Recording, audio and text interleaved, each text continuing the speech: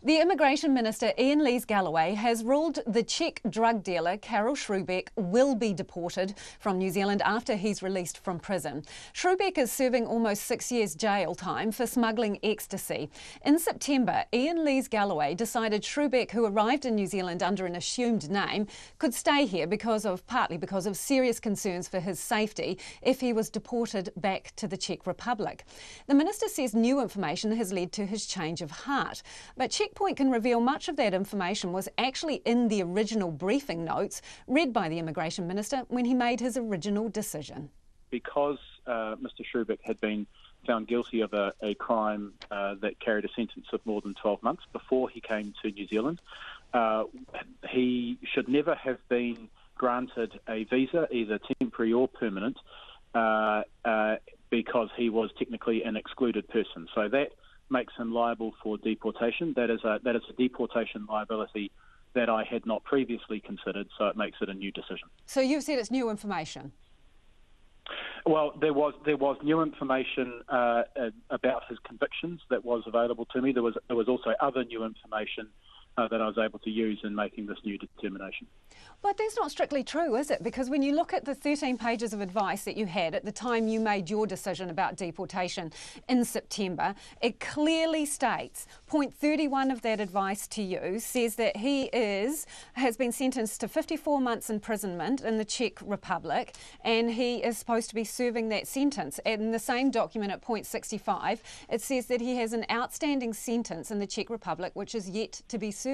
So it's not new information. You knew it. Well, that as I said, that's not new information. But I was not asked to consider deportation on those grounds. In preparing the case, Immigration New Zealand officials asked me to determine his liability for deportation based on holding a visa under a false identity, and for his conviction in New Zealand of importing MDMA. So you just ignored a critical piece of information. You just ignored a critical piece of information. No. So I used that information in making my ultimate determination on those questions.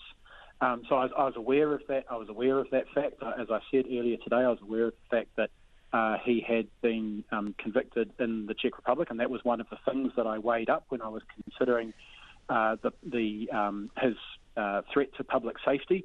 But what I was not asked to consider was whether he was liable for deportation on the grounds of being an excluded person. Because you know that people listening to this, Minister, and I'm sorry to interrupt you, but this is essential. People listening to this will wonder, well, if it didn't bother you then, why does it bother you now?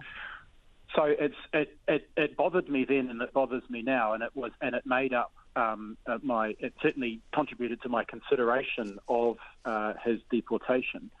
But what's crucial here is Immigration New Zealand didn't ask me to consider his deportation liability on those grounds. So it was a factor in considering public safety. But wouldn't a good immigration minister look at that? Wouldn't a good immigration look at that? If you had this critical piece of evidence before you that says he is supposed to be serving 54 months in jail in the Czech Republic, wouldn't you act on it at the time if it was that important? Well, I mean, that required me to know that created that additional deportation liability for him. Now, I think it is only reasonable to expect ministers to work with the advice that they are given. Now, the advice that I was given was that he was potentially liable for deportation on the grounds of his false identity and for the conviction in New Zealand. Those were the matters that Immigration New Zealand prepared the file around. Okay, so did they fail you? Did they fail you? And did they fail you in not bringing to your attention that this was another reason that he could be kicked out of the country? Did they not give you the full advice that you should have had?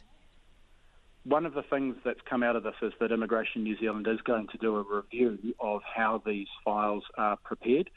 I certainly expect that will be the type of factor that will be considered as part of that review, and I'm certainly looking forward to hearing the results and recommendations of that review.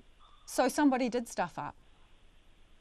Look, I'm not going to say that today, but I think it's absolutely right that Immigration New Zealand have initiated this review to look at the way those files are put together and to make sure that that has been done in the most appropriate way to ensure that I have the information I need to make correct decisions every time.